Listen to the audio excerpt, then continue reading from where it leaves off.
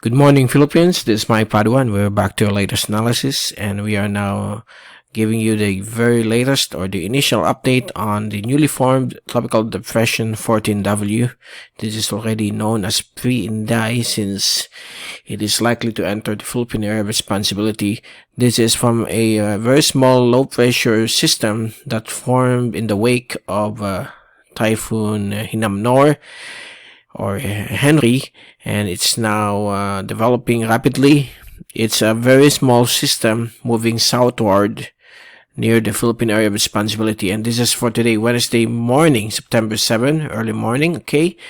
And this is our English version brought to you by Typhoon2000 in partnership with Naga College Foundation and Aboitiz Power.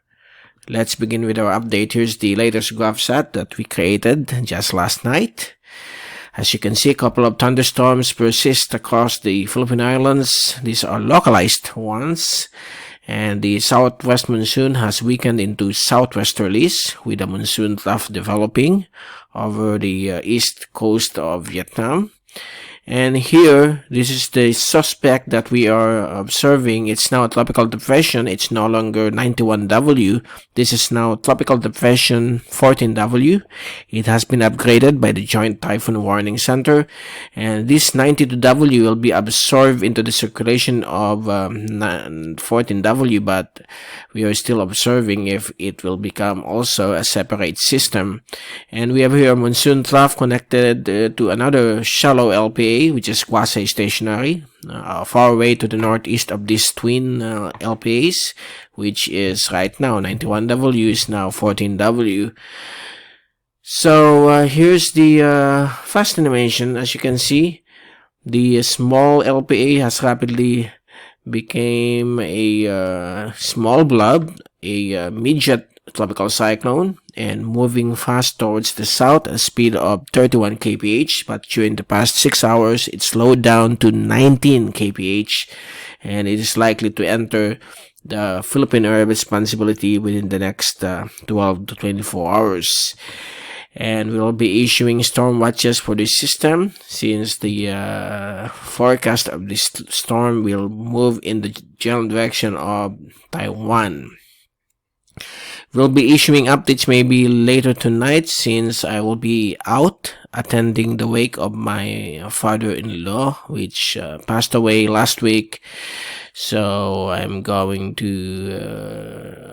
will not issue any updates first, but later tonight we'll be issuing possible storm watch on this system, and maybe I will return for another update for Wednesday evening.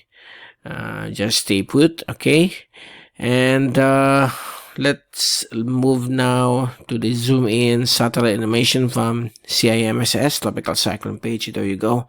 The storm moving southward. Here's the Bicol region, but don't be scared. The system is expected to track towards the northwest. So it's not a threat to the Bicol region, but we are going to observe this in the coming days. And here's the zoom in satellite animation from windy.com. You can see the red or the dark red blob. That's the circulation of tropical depression 14W, in which the center is somewhere here. It's exposed, okay, to the northeast of the main circulation.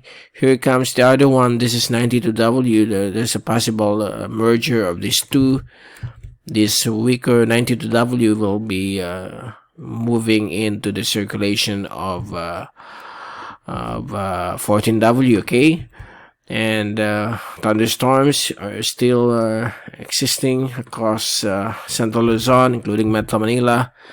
And later today, more thunderstorms will be expected. Over the Bicol region, there might be some chances also of isolated rain showers and thunderstorms. Here's the track of the global models. As you can see, they are not yet generally agreeing with each other. The European model is somewhere here, okay, it will track that way. And this is now the American model, while the US Navy model and the UK model is making the system stationary here after 5 to 6 days. So we are going to observe that in the coming days and watch this closely for possible threat to extreme northern Luzon. But so far, this southward drift is only temporary, and we could see a sudden shift towards the northwest. We will keep you updated if there is new changes on the forecast models. I'm going to show to you the latest from the Joint Typhoon Warning Center. Since it's still outside of par, we are not yet issuing Typhoon2000 storm tracks. And later today, after the wake of my father-in-law, I'll be issuing updates on this possible storm watch on Pre-INDAY. Okay, INDAY. Okay, so that's the local name that will be given by Pag-asa once it enters PAR. So INDAY is the next name under Pag-asa. Now here's the track of the Joint Typhoon Warning Center. As you can see, it's generally moving towards Yaeyama and Miyako Islands. Again, the same area where Super Typhoon Henry or Hinam-nor passed by 5 days ago. Okay, so let's hope and pray that this won't pose any threat to our country. Okay, and let's take a look now at hold on, I'm going to shift this first back to the the global models. Move this so that in the Tagalog version, I'm going to show it again. So here's the rainfall accumulation for the next 3 days. So expect more isolated thunderstorms across various sections of the country, including Bicol, Mindanao, Visayas, and some portions of Luzon.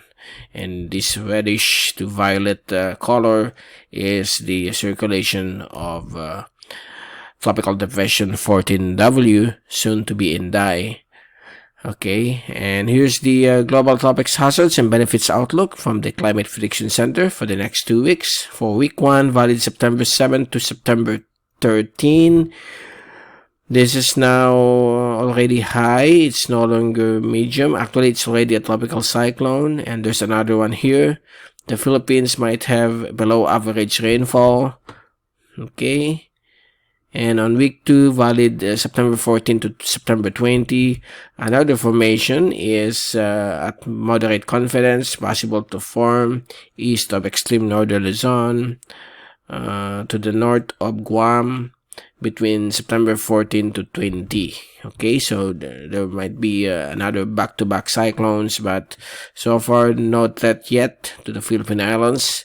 And we'll keep you updated later today, or maybe tonight, or tomorrow morning, to give you more latest on the newly formed Tropical Depression 14W and soon to be INDAY. Okay, again, this is Mike Padua reporting. Stay safe always. Be #weatherwiser.